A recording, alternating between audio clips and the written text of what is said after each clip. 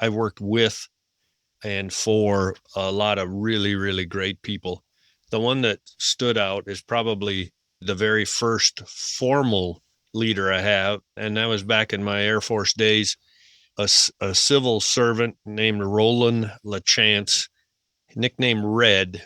And Red was the first formal, longer term leader I had. Obviously, through basic training and tech school and all that stuff in the military, you have leaders, but it was back then anyway, a very hierarchical form of leadership. But when I got to Nellis Air Force Base in Lost Wages, Nevada, that's where I met Red LaChance.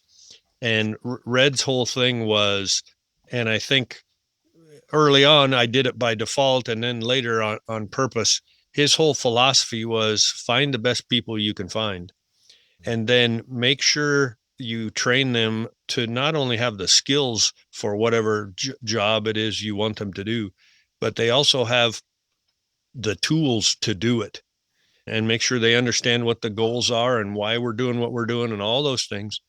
And then I can still hear his voice in my head. Just get the hell out of the way and let them work. I don't remember him using the word accountability, but he trained you, gave you the tools. You clearly understood what the mission was. And then he got out of the way and did it. And that meant you had to be accountable to do what you said you were going to do. And just that, the leadership, that it was some form of coaching leadership, although it was inside the U.S. Air Force, but it was really more, I knew Red cared about me. I knew he cared about the other people that worked for him. I knew he cared about the mission. I knew he wanted all of us to be better than we currently were.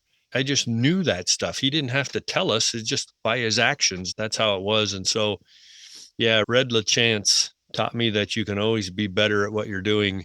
And it's always better when you do it with other people as opposed to by yourself.